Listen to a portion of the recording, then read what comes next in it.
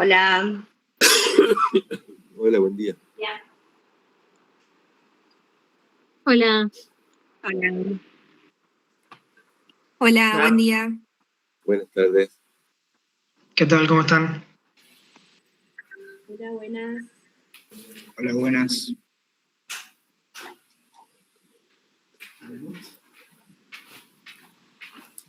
Hola. Buenas, buenas.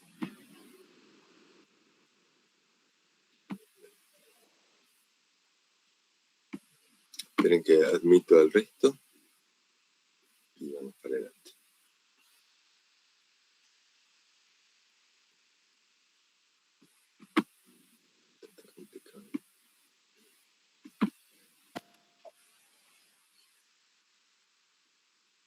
Bueno. Esto, bueno, les voy a pedir que por favor que se mantengan con las cámaras, porque para mí si no veo las caras es difícil hablar, el intercambio me resulta sumamente difícil. ¿Tienen idea? Esto por favor, si no, yo no les voy a tomar examen ni nada, simplemente para intercambiar un poquito. ¿Tienen idea si esto tiene un límite? Porque acá me están pidiendo admisión, me pregunta, le pongo que sí, pero no me permite admitir. O sea, no veo Una hora. Sí. De gente, la 100 personas. Bueno. 100, creo. Bueno, creo, no sé cuántos somos, pero somos un montón, 92 más. Bueno. 99, 100. Yo no lo grabo, por la pregunta.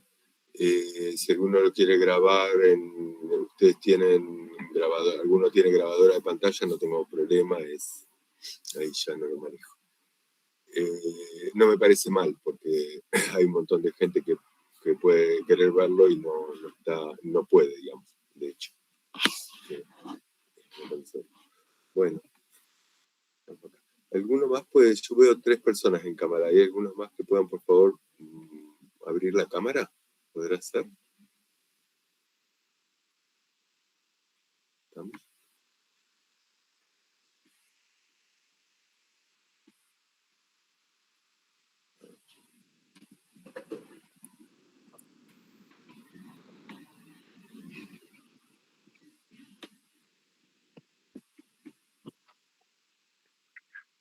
Ahí está, gracias Miguel. Algunos más, chicos, así no pierdo demasiado tiempo, pero a mí no me gusta el tema de las etiquetas, realmente. Por lo menos algunos que Profe, tenemos cámara varios. Me parece que te aparecen solo 3, sí, pero somos varios. Ahí te veo, ahí veo algunos más. Ok. Bueno, así aunque sea me contacto aunque sea por las cámaras. Bueno, les cuento un poquito de qué se trata el examen. La idea hoy no es repaso. Si priorizamos un poquito, les queda un par de días como para que no pierdan tiempo ahora con lo que van a estudiar y puedan priorizar. Bueno, básicamente, a ver, en que abro el examen y les cuento un poquito. Una cuestión, yo les cuento, me interrumpen, no escriban, porque yo no estoy mirando esto, sino que voy a estar mirando el examen y a veces las cámaras. Ok, a veces los veo a ustedes, pero a veces el examen. Entonces me interrumpen de voz y me preguntan lo que quieran preguntar. Ok, no hay ningún problema y prefiero así como para decirles sí, no, esto lo miramos, esto no, esto pierdan tiempo, no. Ok, ¿se entiende? Sí, profe. Bueno, los temas del examen son todos y se toman todos. Así que yo los que tengo acá anotados son mercado y política de medicamentos, fuentes de información, las bases de lectura crítica, farmacodinámica, cinética, transmisión colinérgica y adrenérgica, introducción al modelo de terapéutica razonada, hipertensión arterial y cardiopatía isquémica. Empezamos con el tema de mercado de medicamentos, fuente de información y lectura crítica. Acá, digamos, como los núcleos esenciales del tema, ustedes lo saben, son, digamos, lo que es un medicamento genérico, que la diferencia, que es un nombre genérico, digamos, cómo se prescribe en Argentina, cómo se debería prescribir. Y después está el tema de lo que son las Monitoring Disease, el concepto de Monitoring Disease, y lo que y las fases de investigación de los medicamentos. Entonces, cualquiera de estas podría ser una pregunta. Van a ser preguntas abiertas. Ustedes tienen que explicar o qué es Monitoring Disease, o qué es un medicamento genérico, o cuáles son las fases de... ¿Qué objetivo tiene la fase de investigación 3, la fase clínica 3, y qué tipo de estudio se hace en esa fase de investigación, la fase 3 o la fase 4, o la fase 2, digamos. ¿Se entiende esto? ¿Cuáles son las características de esa fase de investigación y qué tipos de estudios se pretende? ¿Qué es lo que se pretende saber con esos estudios también? Lo otro son las características de los estudios. Esto también se desarrolla porque acá hay preguntas abiertas y preguntas multiple choice. Hay de los dos tipos. Entonces, entran desde los conceptos de eficacia farmacológica, eficacia clínica, lo que son las variables subrogadas, cuándo una variable subrogada se considera válida, cuándo no, ejemplos, y tipos de estudio, características de los estudios, cuáles son, en principio, cuáles son las fuentes primarias, a qué llamamos una fuente primaria, y a qué llamamos una fuente secundaria. Esto es un primer punto. Y dentro de las fuentes primarias, entran una cantidad de preguntas sobre, por ejemplo, si con un estudio de cohortes podemos ver cuáles son las causas de una enfermedad, o si con un estudio de casos control es un estudio descriptivo, o cuáles son las características. ¿Se entiende esto? Y también, ¿qué es lo que le da el nivel de evidencia? Hay algunas preguntas que dicen, bueno, este estudio tiene mayor nivel de ensayos clínicos, tiene mayor nivel de evidencia que estudios de cohortes, porque tal razón. Y ustedes tienen que saber por qué tiene mayor nivel de evidencia. ¿Se entiende? No simplemente que tiene mayor nivel de evidencia, sino por qué decimos que en una pirámide de evidencia, que es algo que ustedes vienen viendo a lo largo de los años, decimos que el estudio de cohortes tiene mayor nivel de evidencia que un estudio de casos control, o el mismo, o mayor nivel de evidencia que una fuente secundaria. ¿Por qué? ¿Por qué lo decimos? ¿Se entiende? El por qué forma parte. Lo pregunto con verdadero o falso, pero entra dentro de esto. Es por tal razón, verdadero o falso, tal. Hay bastantes preguntas acá, en esta parte de... y lo otro que entra bastante es el tema de lectura de resultados. Riesgo relativo, riesgo absoluto. Entonces, con cuál se sobreestiman los resultados. Si les pongo ejemplos, si un estudio me dice que un resultado es 1,90 con intervalo de confianza 1,45, 2,10, si esto podría tener, si el resultado del estudio me da esto, si esto podría deberse al azar, o no, por ejemplo. ¿Se entiende? ¿Se entiende bien esto? Entonces, tienen que entender el resultado, tienen que entender el concepto de intervalo de confianza, las medidas qué es una medida de significación clínica, cuál les da significación estadística, y también esto, ¿no? Que el intervalo de confianza, un 95%, me está diciendo que hay un 5% de probabilidades de que algo se deba alzar. O sea, ¿se entiende bien esto? No es nada que no hayan visto y que lo hayamos, Sí, digamos, venimos recuperando de cosas, de temas que ustedes vienen de años anteriores, pero que los vimos específicamente en la cursada. ¿Ok? ¿Alguna pregunta sobre esta parte? Profe, yo quería preguntarle, a mí me confundía un poco lo de la P, cuando dice que una P es significativa.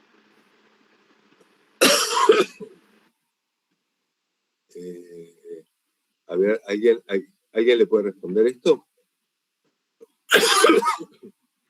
Cuando, El valor P sería de la el valor. hipótesis.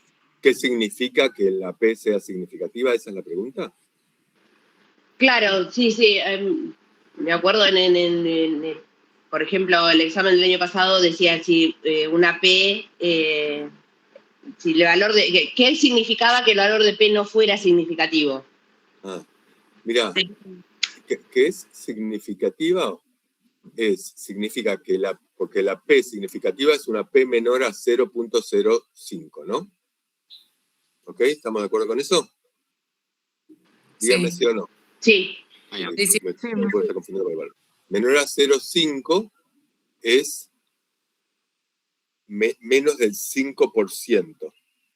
Una P menor a 5%, o sea, menor a 0.05, es lo mismo que menor a 5%. O sea, que hay de cada 100 veces que se haga el experimento, probablemente 95 te va a dar dentro de un rango, o sea, tenés una probabilidad de 95% de que el resultado no se deba al azar.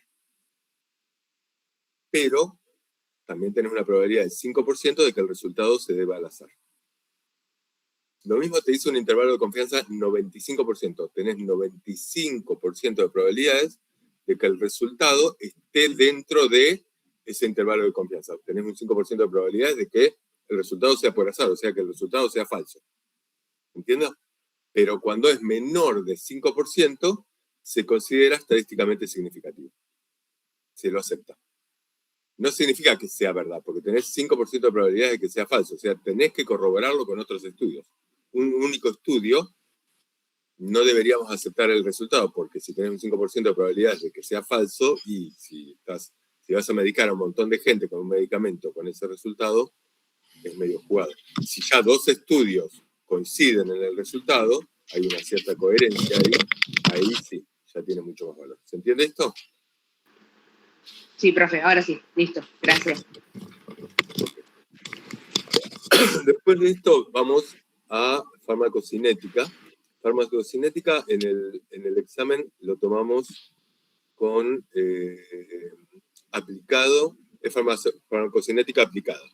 Ustedes no vieron farmacocinética aplicada, o sea, tratamos de que fuera aplicada, pero como no habían visto ninguna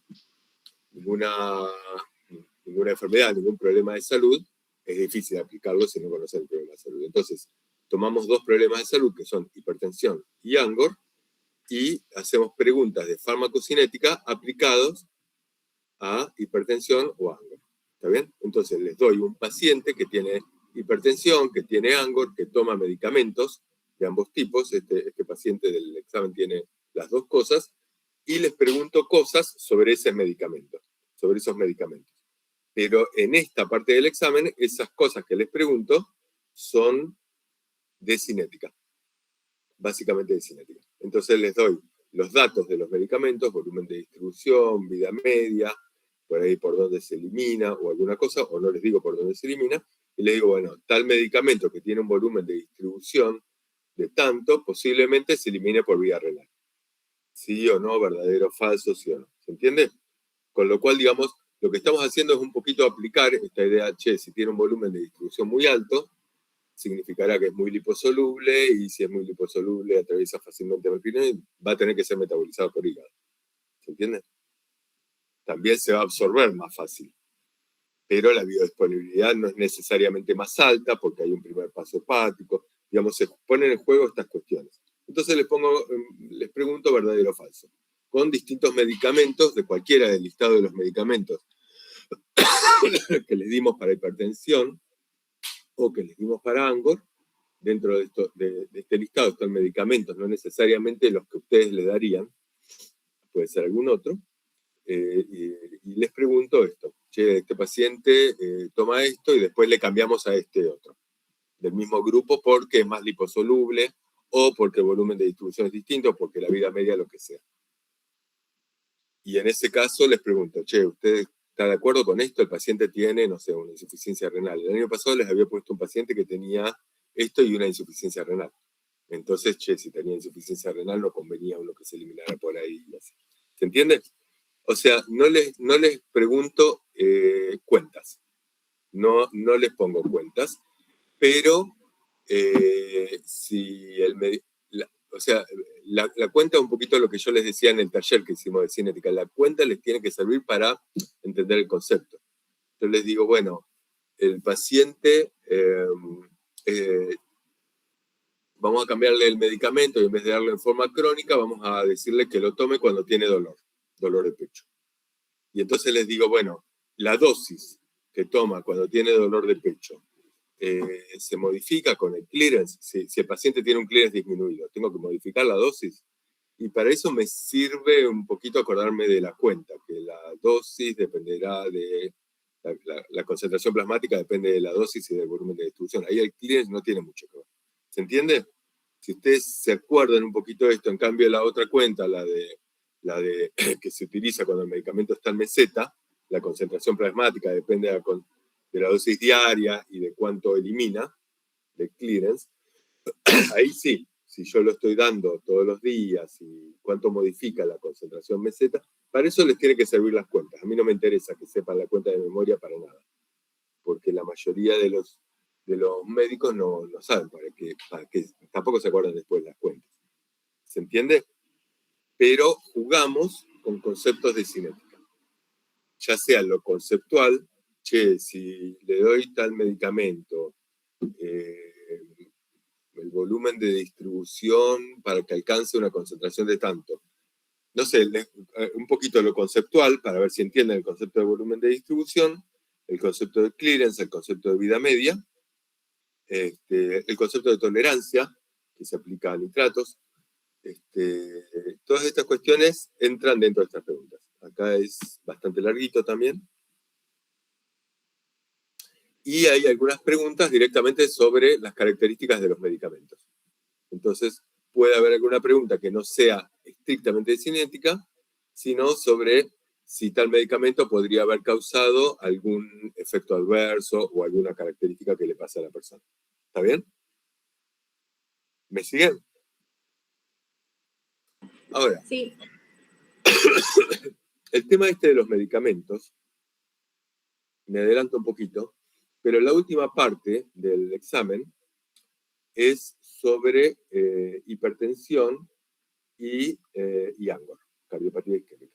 Digamos, entran los dos. Entonces hay algunas preguntas que tienen que ver con hipertensión, otros con ANGOR. Ustedes tienen que saber las características de los medicamentos. Saber las características de los medicamentos significa saber mecanismo de acción, saber qué otra cosa. Díganme ustedes. Efectividad. La seguridad. ¿No? Seguridad. Eficacia. Y el costo. Efectos adversos. Eficacia. Listo. Y conveniencia. Datos de costo no les pido, solo saber si es barato o caro. Punto. Con eso sí que no pierdan con eso. Y datos de conveniencia, cosas importantes. Conveniencia significa o interacciones muy importantes. Qué sé yo, si yo tengo un paciente medicado con nitratos, tiene que evitar tomar sildenafil, porque va a ser una hipotensión, digamos, el tipo toma sildenafil, el Viagra, digamos, va a ser una hipotensión y se va a morir. O sea, esa es una interacción muy importante, tengo que saber. O si le estoy dando IECA, tengo que saber que si se la doy a una embarazada, el chico va a salir con una malformación, porque produce teratogenicidad. O sea, esos son datos de conveniencia muy grandes, 1 o 2 datos de cada uno. Lo que sí tienen que tener muy claro son los datos de eficacia, o sea, ¿eficaz para qué? Porque esto entra directamente la pregunta. Ustedes van a tener una tabla, van a tener que poner los medicamentos y datos de eficacia y para qué son eficaces. y el otro punto es los datos de seguridad. Eso es y mecanismo de acción. Eso es lo que entra sí o sí seguro en el examen. ¿Se entiende bien esto? O sea, no se pierdan mucho con esto. Sí. Cuando decís los datos de eficacia, ¿también vamos a tener que poner la fuente de dónde los sacamos? ¿Como en el práctico o no es necesario? Sí, porque en un momento les pido formulario terapéutico en el examen. Hay una parte del examen que tiene tabla, en la cual ustedes comparan para uno de los problemas de salud, comparan con tabla, y para otro les pido formulario terapéutico. Y como en el formulario terapéutico tienen que poner de dónde sacan, cuál es la fuente es súper sencilla. Ustedes no tienen muchísimas fuentes, tienen, o sea, si ponen el seminario, así es medio difuso, porque todo el mundo tuvo el seminario, qué sé yo. Traten de poner una fuente primaria. ¿Ok? En la fuente primaria, ahora si es hipertensión, pongan ustedes, no tienen muchas fuentes primarias. En hipertensión creo que tienen el OLHAT y no sé si alguno más. Después es consenso, el INFAC, no le pusimos muchísimas fuentes. Y en secundario tampoco. O sea, miren la fuente cuál es. El estudio tal es este. De acá sacamos el dato. ¿Ok? Pero fíjense que este dato esté en el OLHAT, porque si ponen OLHAT y el dato no salió. Profe, hay una consulta. Sí. Habría que poner, o sea, según, por ejemplo, según Profan o según el Justed, o tengo que poner un fragmento de lo que cita esa bibliografía al respecto de lo que estoy poniendo. No, vos no tenés que poner un fragmento de esa bibliografía, porque eso aprenderte de memoria ese fragmento, es imposible, una locura. Vos lo que ponés es, en tu formulario terapéutico decís, enalapril es un medicamento del grupo IECA. Es un efectivo hipotensor porque inhibe la conversión de angiotensina 1 a angiotensina 2, pero por la misma razón inhibe el sistema de quininas y por eso produce tos. Ese es el mecanismo de acción. En una frase, si pones tiacidas, bueno, inhibe el cotransporte de glucosa y sodio y qué sé yo, y potasio y 2-cloro, y por eso el mecanismo de acción en dos frases. Se entiende que de todas maneras el mecanismo de acción lo tenés sacado de un esquema. Profe. Espera un segundo.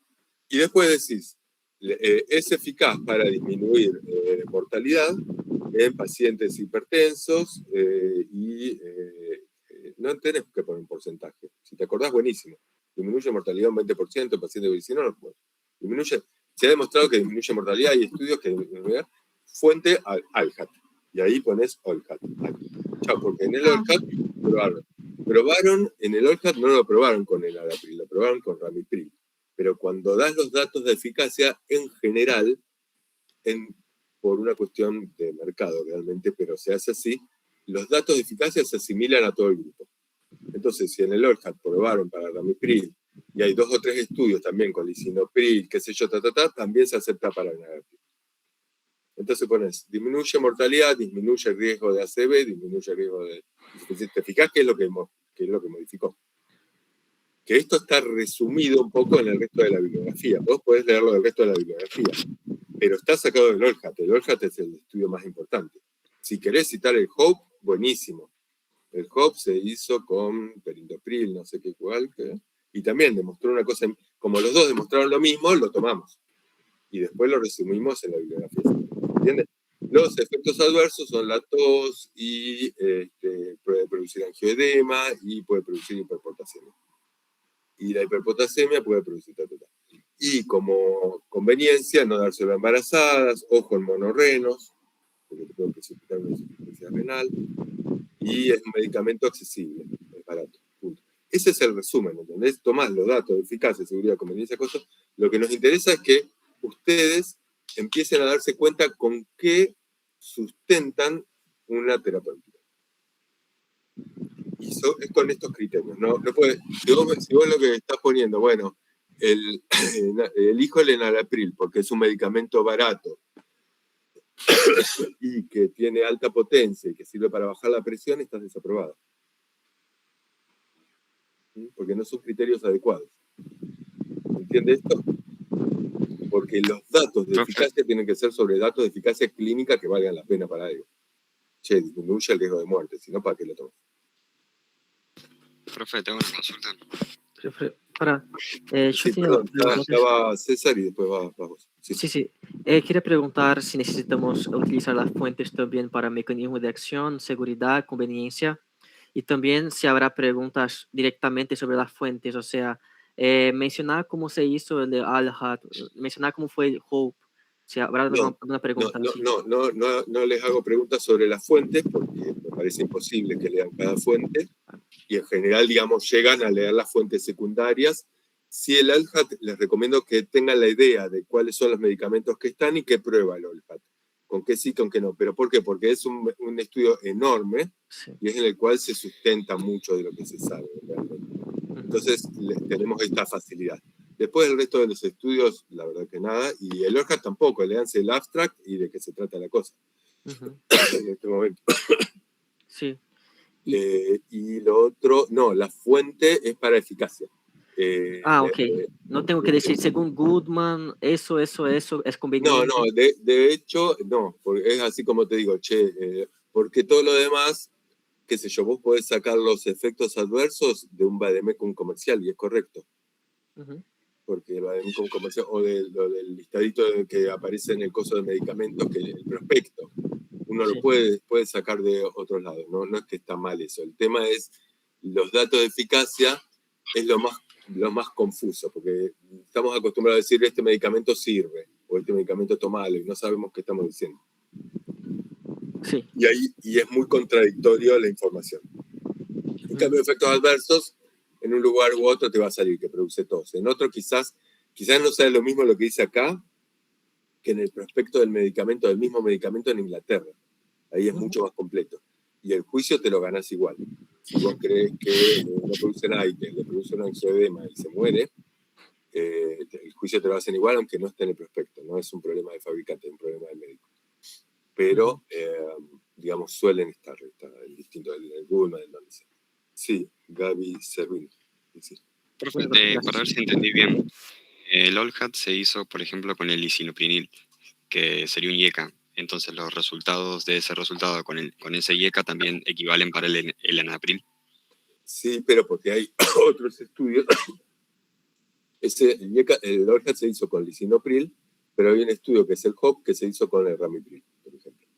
Y hay un tercer estudio, que no me acuerdo cómo se llama, pero es un estudio australiano, qué sé yo. Los tres muestran disminución de mortalidad, los tres muestran disminución de ACV, los tres muestran disminución de insuficiencia cardíaca. Hay mucha coherencia con diferentes fármacos del mismo grupo, que son los IECA. Y como hay esta coincidencia, entonces se acepta el enalapril, es el IECA más famoso, pero es el que menos estudios tiene. Pero se acepta que el efecto de clase es asimilable también para el enalapril. Entonces, pero estaría mal poner, por ejemplo, en mi formulario P, que la fuente que tengo, toda la información que yo tengo del enalapril, y poner de fuente ALHAT. No está mal el ALHAT, porque vos en realidad yo lo que les voy a pedir es comparar grupos acá en este examen, para no complicarlos. Entonces les pongo grupos, no. Ustedes en formulario P ponen medicamento, porque les pido formulario P medicamento. Entonces pones el medicamento y pones la fuente que quieras, digamos. Si querés el OLHAT, está bien, porque la eficacia se considera para todo el grupo, así que está bien. Perfecto, gracias, profe. Lo que les quería decir es, vuelvo a esta parte de cinética, es el tema de los medicamentos lo tienen que manejar bien. Cuando lleguemos a esta parte de terapéutica razonada, ¿qué es lo que tienen que manejar muy bien en este examen en particular? Digamos, puedo hacerles alguna pregunta de la fisiopatología, entonces hipertensión arterial, y hacen el modelito de fisiopatología, que los beta bloqueantes disminuyen consumo de oxígeno, disminuyen frecuencia cardíaca, disminuyen tienen que saberlo. Los IECA hacen esto, digamos, a nivel renina, angiotensina, aldosterona, y después tienen que saber estos datos de eficacia, y con eso se construye el formulario. Lo que sí tienen que tener muy claro es que les pregunto medicamentos que entran en el formulario y los medicamentos que no entran en el formulario. La última pregunta del examen es ¿qué medicamento no incluís en el formulario P? Así que por lo menos un medicamento que no incluyan en el formulario, búsquense al menos uno que no lo ponen y tienen que poner la razón por la cual no lo ponen. Sustentado con los mismos criterios. ¿Entienden? Porque en el OLHAT, no sé, el Prazosin, que se usó, creo que en el OLHAT se usó Prazosin, y Prazosin bajaba la presión arterial, pero no disminuía mortalidad. Chau, no voy a usar Prazosin. Otro puede decir, yo sí incluiría Prazosin porque en pacientes, como es un bloqueante alfa, en pacientes que tienen hiperplasia prostática podría usarlo. Entonces, hipertenso más. Depende de lo que quieran poner, cómo lo pongan. Las dos cosas son correctas. Pueden ponerlo o no ponerlo. El tema es por qué.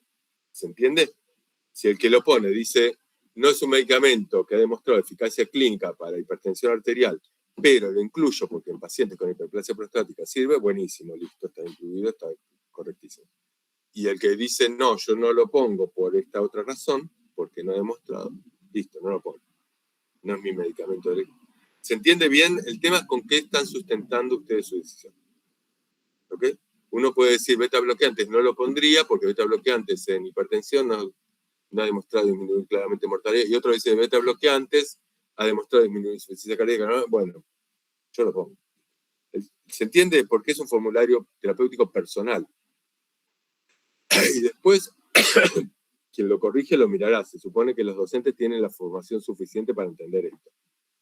Ahora, si después hay una discusión sobre esto y se juega en el examen, digamos, una cosa es que se saquen 70 en vez de 68, o 68 en vez de 70, bueno, pero si se juega en el examen con esto, el examen después lo miro yo. Así que no es que hay un tema, o lo mira Marcos. ¿Sí? Bueno, tema de cinética, ¿se entiende bien lo de cinética? ¿Ok? Como acá hay algunas preguntitas de medicamentos, pero básicamente son preguntas que tienen que ver con cinética de medicamentos, de estos medicamentos. Profe, disculpa. ¿Cómo? Te hago una consulta más, discúlpame, sí, sobre sí, la terapéutica relacionada. Sí. Con mencionar los grupos de los medicamentos ya alcanza o tenemos que tener ejemplos de los nombres. No, tienen que tener ejemplos de los nombres. De los nombres. Cuando hay una primera parte en la cual les pido comparar en tabla. Cuando yo les pido comparar en tabla, les pongo grupo. Le pongo beta bloqueante, le pongo tiacidas o qué sé yo. No le pongo clortalidona, indapamida y la otra, y hidroclorotiazida. Pero cuando ustedes ponen en el formulario P, pones un medicamento. Entonces yo te diría que sepas muy bien los grupos, las características de los grupos, que esto vas a comparar en tabla, y te sepas un medicamento de cada grupo, que es el que vas a poner en tu formulario P. Qué sé yo. Vos después lo seleccionás, no sé. El tema es si pueden hacer una correcta selección que lleva un poco de tiempo, pero no importa. Vos podés poner hidroclorotiazida y para mí no sería hidroclorotiazida. A mí me gusta más clortalidona porque con clortalidona se hizo el Olhat, porque tiene vida media más larga, porque lo que quiera. Le puedo dar dosis más baja. O indapamida porque lo puedo dar en insuficiencia renal o porque tiene menos riesgo de hipopotasemia. No sé, okay. Cada uno defiende. Lo que pasa es que nosotros no, en esta altura de la cursada, es mucho contenido, entonces yo no quiero ahí tanta cosa. Pero si vos sabés, las tiacidas y tiacidas light tienen estas características, actúan sobre este receptor, sobre este transportador. Tienen estos datos de eficacia, que lo podés, es para todo el grupo, así que lo podés, no importa con cuál hicieron hoy. Tiene estos efectos adversos. Y si después podés seleccionar una o agarrate una y decir, después le pones el nombre clortalidona o hidroclorotiazida y si podés justificar por qué ese es mucho mejor, ¿viste? No vamos a ponernos recontrafinos en ese. Pero después cuando pongas formulario vas a tener que poner uno de los 3 nombres. ¿Entiendes? Ok. Profe. Después viene dinamia. Y cinética está con esto. Dinamia y cinética. Después viene una curva, chicos. Lo que les ponemos es una curva y en la curva les entra verdadero o falso, donde les hago preguntas de tipo si puedo observar eficacia farmacológica a tal dosis, o si veo el margen de seguridad de la droga, o si esto se obtiene de un estudio en un paciente en el cual se miden las concentraciones plasmáticas. Lo que yo quiero acá es que ustedes diferencien con claridad. Les ponemos una curva. La curva puede ser una curva gradual, una curva cuantal o una curva de concentración-tiempo cinética. No tienen mucha más que eso. O sea, yo no sé cuántos líos se hicieron ustedes con las curvas, pero hay 3 curvas. 3. O es gradual. Si es gradual, lo que están mirando, ¿qué es?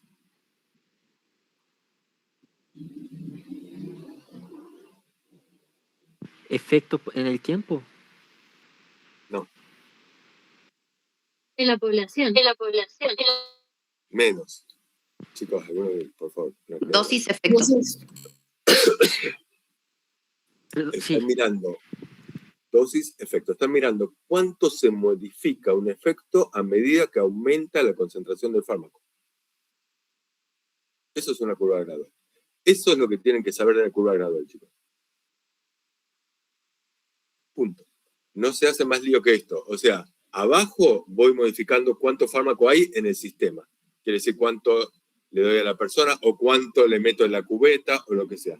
Y arriba, en la ordenada, es cuánto se modifica un efecto. Cuánto se contrae una célula, cuánto se relaja una célula, cuánto aumenta la AMP, cuánto disminuye, cuánto lo que quiera, cuánto orina. Pero cuánto se modifica ese efecto a medida que aumenta la concentración del fármaco. ¿Se entiende esto? Eso es una curva gradual. Una curva dosis-efecto. O cantidad de fármaco en el sistema, no dosis, efecto. ¿Se entiende? O concentración de fármaco, lo que quieran, efecto. Que puede ser con logaritmo, sin logaritmo, pero estoy mirando eso. ¿Se entiende? Y los datos que voy a observar en una curva gradual, ¿cuáles van a ser? Concentración mínima efectiva, concentración máxima tóxica. ¿Cómo? Pero concentración mínima efectiva, por ejemplo. No. Tienen que mirar curvas. Pensaba que preguntabas eso. No preguntaba esto porque esto ahí van a pifiarla horriblemente. ¿Dónde podrían mirar concentración mínima efectiva o concentración máxima? ¿En qué tipo de curva? Concentración tiempo. Concentración tiempo, que es una curva de ¿qué? Cinética. De cinética. Es cuánta fármaco hay en sangre, concentración en sangre del fármaco a lo largo del tiempo. Veo en abscisas el tiempo y qué es lo que pasa con la concentración. Chau. Y ahí digo, bueno, correlaciono esas concentraciones en sangre con algo que le pasa al paciente. Me permite decir, un fármaco se elimina en tanto tiempo, se va a diluir tanto, y de ahí saco los conceptos de volumen de distribución, etc. Y esto podrá tener una meseta, si lo doy todo el tiempo, el fármaco, cada vez que se pierde lo estoy dando, o no, o una cosa única. Pero lo otro, en una curva gradual, no estoy mirando concentración, no estoy mirando eso. No veo concentración mínima efectiva. Lo que veo es, con tanto fármaco se contrae tanto. Con tanto fármaco aumenta tanto el AMP. Es eso, ¿se entiende? Una es una curva gradual, la otra son las curvas de cinética, o sea, ¿qué pasa con el fármaco? ¿Qué hace el cuerpo con el fármaco? Veré vida media, veré concentración plasmática, veré dosis, Y la tercera curva, ¿cuál va a ser? Cuantal. Cuantal. ¿Cuáles son las características de las curvas cuantales? Y que es poblacional. ¿Dónde va la población? ¿Qué significa que es poblacional? A ver, alguien me explica un poquitito esto. ¿Cuál es la característica de una curva cuantal? Evalúo el efecto en una población. Sí, ¿cómo es? Que el efecto lo voy a evaluar en una población, no en un solo individuo. Veo si tengo o no tengo efecto en la población. No. En 90% o algo así. Vale. ¿Veo el efecto en una población, no en un solo individuo? No, porque yo podría hacer una curva gradual en un montón de ratas, repito, en una población de ratas y saco el promedio, es una población de ratas. Veo cuánto se le paraliza la pierna a medida que aumento la concentración del fármaco. Y eso lo hago en un montón de ratas, es una población de ratas, ¿se entiende? O en una población de personas, lo mismo. ¿Cuántas personas? Lo que yo estoy viendo en una curva cuantal, ¿qué es? No es cuánto efecto produce en una población. ¿No es el número de personas que responden al efecto? Yo tengo dosis respuesta.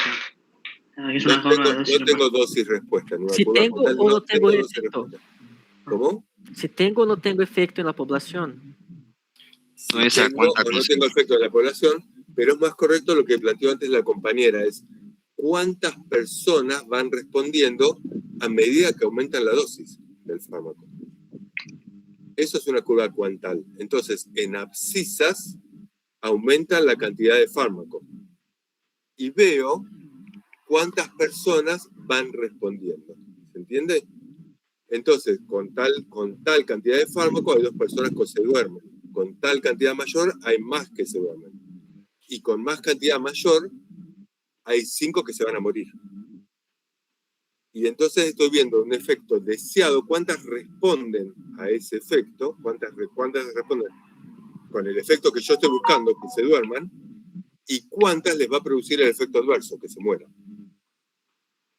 ¿Se entiende? Y después voy a poder relacionar esas 2 curvas. Las que logro con el efecto, que son curvas de frecuencia acumulada. Son distintas, no son curvas logarítmicas. Acá no hay un logaritmo. ¿Se entiende? Ustedes lo vieron, las curvas cuantales, ¿no? Entonces veo cuántas personas van a ir respondiendo a esto y con esto saco el índice terapéutico 99 o el índice terapéutico 50 y el margen de seguridad de las drogas. Con curvas cuantales. Y tengo que poder interpretar un margen de seguridad del 100% es un índice terapéutico 99 de tanto. ¿Ok? Esto mírenlo, esto va en el examen, chicos. Profe, ¿cómo, yo no me acuerdo cómo interpretar el margen terapéutico? ¿Cómo lo analizo? Un poquito más fuerte. El margen terapéutico, ¿cómo lo veo en el gráfico? Acá lo que ves es margen de seguridad. Margen de seguridad, sí, perdón. Sí. El margen de seguridad, lo que ves, y depende el margen. Fíjate el concepto de margen de seguridad. Es similar al de índice terapéutico 99. Lo que pasa es que cuando el índice terapéutico 99 te dice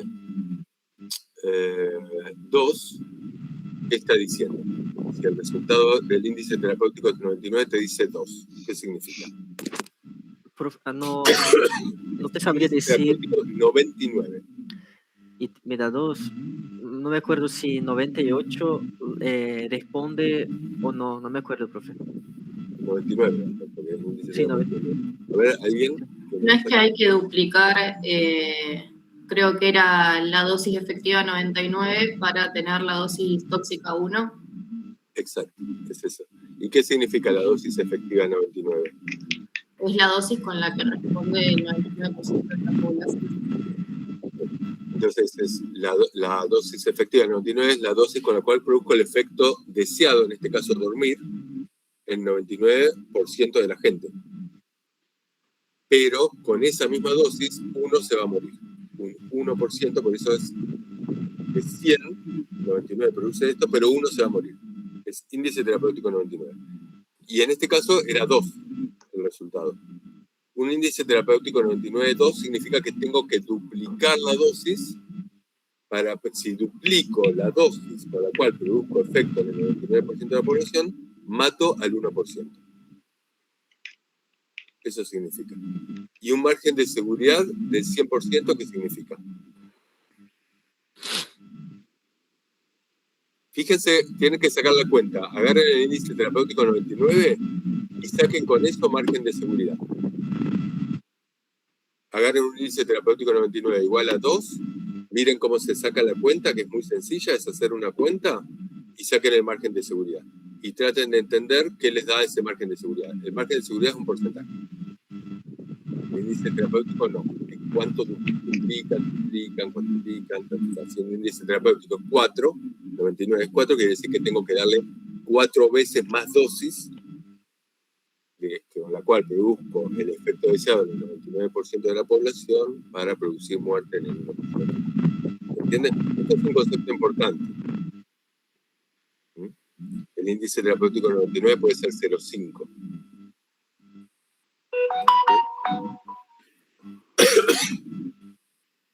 Y tienen que poder interpretarlo. Si es 0,5, ¿qué estoy diciendo con eso? Hacer la cuenta. Le ponen índice terapéutico, hacen la cuentita, con la cual lo ponen margen de seguridad y tienen que poder interpretarlo. Pero, ¿esto con qué tipo de curvas se ve? En las cuantales. ¿Cómo? Curvas cuantales. En las Es acumulado de Gauss. ¿Se entiende? Entonces, no es curva acumulada, es curva cuantale. Entonces, se entiende esto, que no estamos mirando una curva gradual, no estamos mirando curvas de concentración-tiempo, que son las de cinética, estamos mirando una curva cuantal. ¿Se entiende lo que se obtiene en cada una? En las graduales voy a poder mirar eficacia, voy a poder mirar potencia, voy a poder mirar alguna cosa más. Y en estas voy a poder mirar si un fármaco es agonista o antagonista. Esto cierra en 15 minutos, me parece. ¿Okay? En 15 minutos lo hacemos.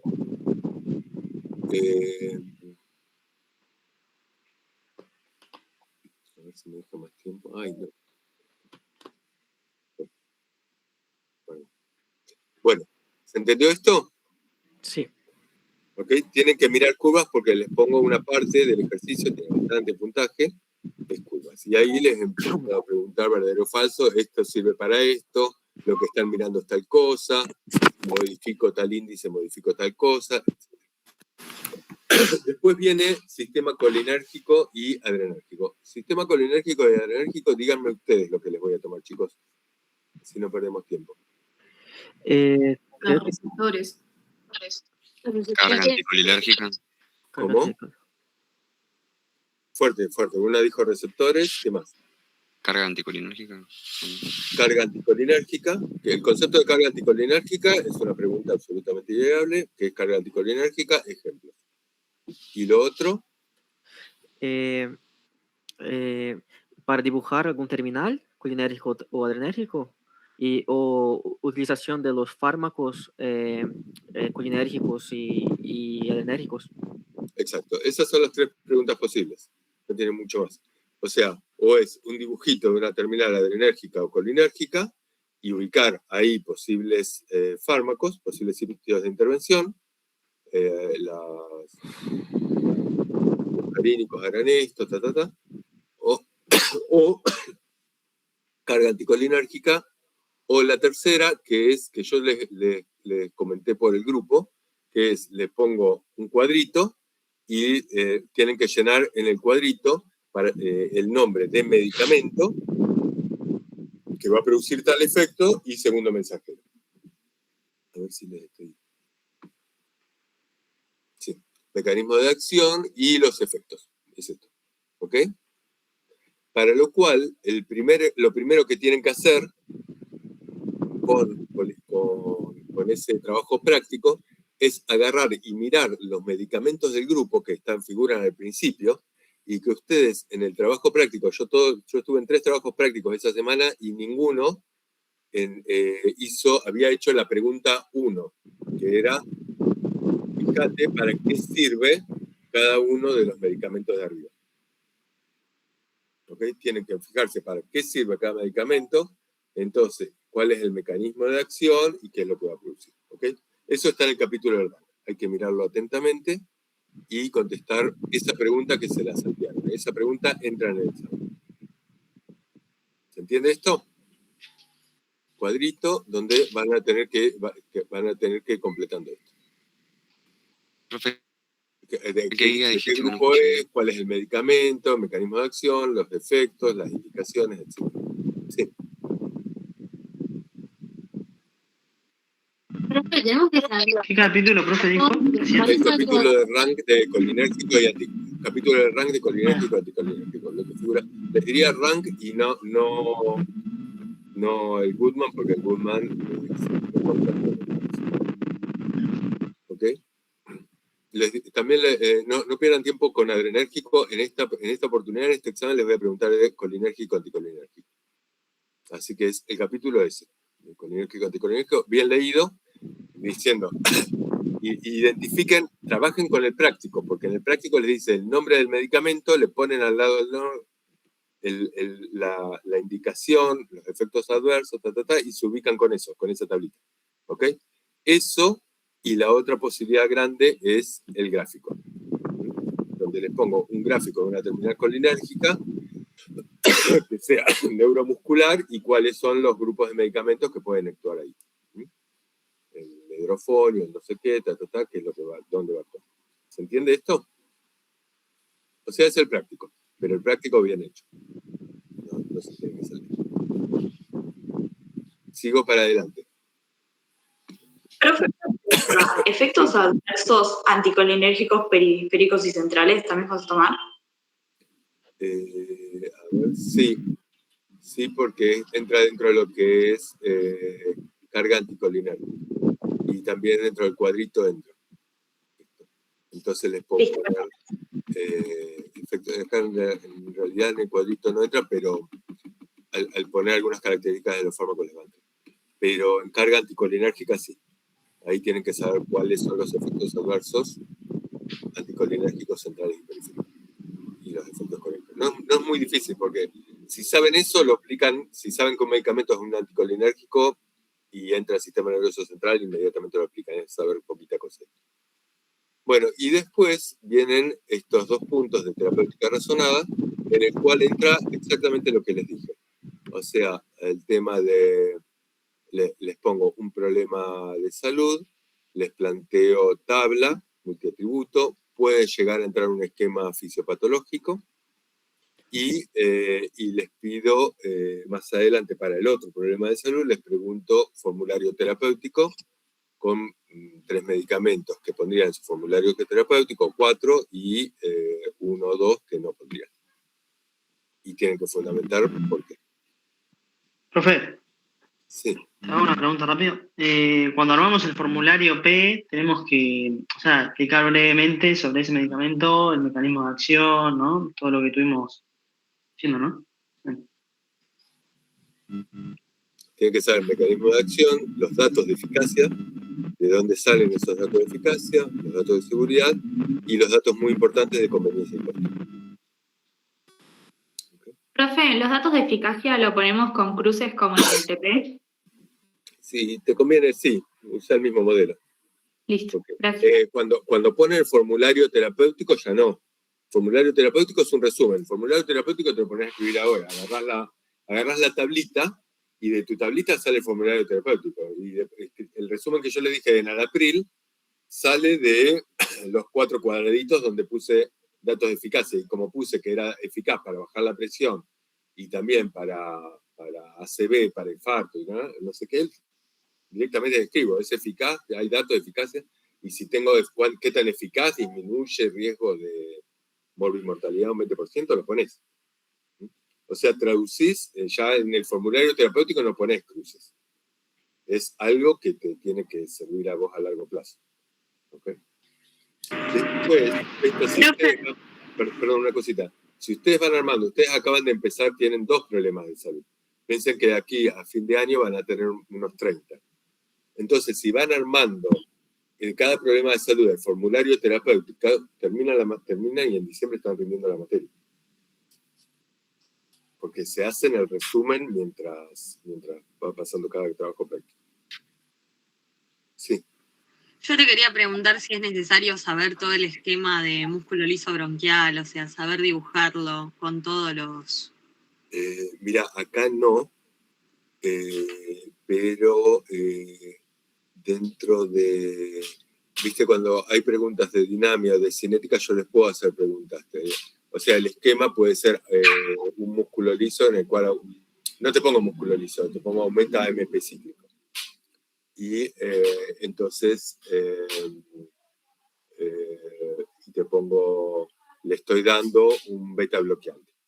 Y entonces produce aumento o disminución de frecuencia, estiramiento o acortamiento, qué sé yo. Entonces, dentro de verdadero o falso podría poner, esto podría ser músculo liso, qué sé yo. O sea, si vos entendés eso, igual no les pido en esta ocasión, no les voy a pedir toda la secuencia de segundos mensajeros de toda la cosa.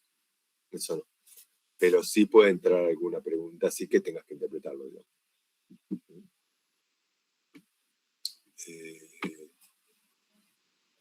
Pero no tanto.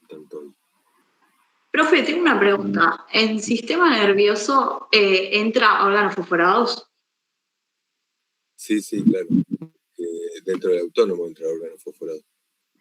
Sí, quería preguntar, perdón, si va a haber casos clínicos como parecidos a los TP, o sea, casos clínicos y preguntas. Sí. Hay casos clínicos en los cuales las preguntas son estas que les estoy diciendo. Bien, perfecto. Pero la pregunta es esto, digamos, hace tu formulario terapéutico, no sé qué, o en el caso, hay un caso clínico en el cual las preguntas son de cinética. Ah, bien. Y órgano fosforal, lo que tenés que saber básicamente es mecanismo de acción. Creo que en el trabajo práctico tienen un paciente intoxicado con órgano fosforal. Entonces, el mecanismo de acción y cuál sería la terapéutica con que se da. Digamos, esto, que es una de las indicaciones de uno de los medicamentos. Atropina y oximas. Claro, atropina y oximas. Pero básicamente atropina, digamos. Después oximas.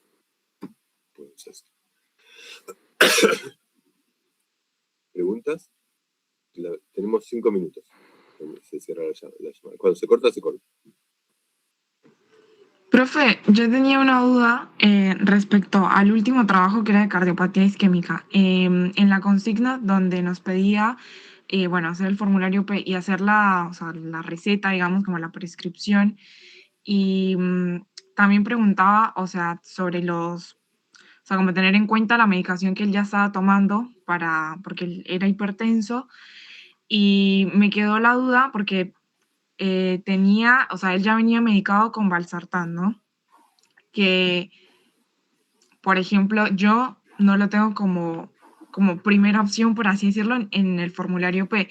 Entonces, en ese caso, si el paciente ya viene desde hace tiempo con esa medicación, ya venía con el valsartán, me quedó la duda si tendría que cambiarlo por un medicamento que yo sé que tiene mayor evidencia para disminuir mortalidad, por ejemplo, o simplemente ya lo dejo con esa medicación que le prescribió otro médico, digamos, desde hace tiempo. Eso ya es un criterio médico. Si el valsartán más o menos hace lo mismo que el otro medicamento, el enalapril, es un poquito más caro, pero el paciente ya lo viene tomando, le tiene confianza, está bien, básicamente no tendrías por qué cambiarlo, digamos, pero para no enquilombar demasiado, también por una cuestión de confianza que cada uno tenga. Pero eso ya es un criterio de cada uno.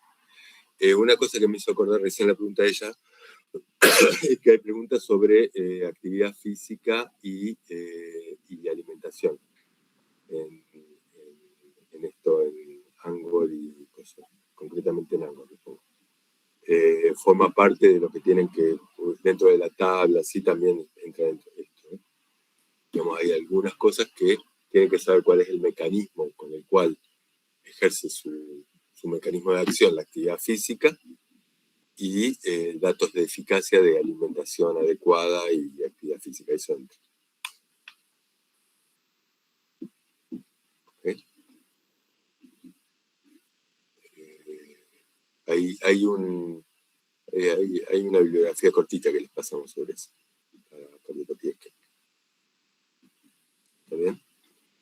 Profe, te hago una consulta. Habías dicho, puede ser que la cascada de segundo mensajero, ubicación y eso no lo ibas a tomar ahora.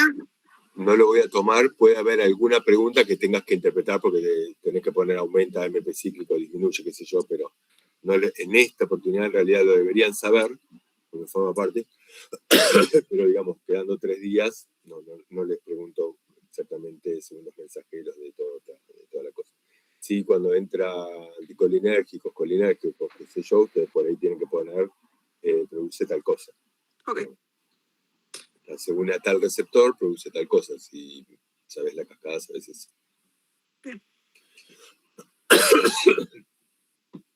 ¿Alguna otra pregunta? Profe, de farmacodinamia, más o menos. De dinamia es lo que les dije. Es básicamente curvas. Ok, gracias. En esta ocasión, y ojo, que en lo que es colinérgico, preguntamos cosas de dinamia. Esto que les estoy diciendo, por ahí tienen que explicar segundos mensajeros ahí. Porque se inhibe tal receptor y por lo tanto disminuye tal cosa o aumenta tal cosa. ¿Okay? El mecanismo de acción es eso, explica lo que pasa también dentro de la célula. ¿Sí? Profe, una consulta rápida. De los medicamentos de autónomo, ¿puede ser que solo dijiste los colinérgicos? No, de autónomo es colinérgico, son todos los medicamentos que puse, que figuran en el trabajo práctico autónomo al principio. Ubiquen bien. Puede ser varenicline, que es un antagonista del coso, digamos, ¿cuál es? Entonces ustedes tienen que poner para qué sirve el varenicline, cuál es el efecto adverso, digamos, efecto adverso no, pero mecanismo de acción, indicación, la primera pregunta del trabajo práctico apunta a eso. Ok, Todo ese grupito de medicamentos al lado le ponen para qué sirve, para qué no sirve. ok, bien, bien. ¿Mm? Gracias. Cuáles son las indicaciones, etc. Eso lo tienen que saber. Bueno, menos de un minuto. ¿Cerramos?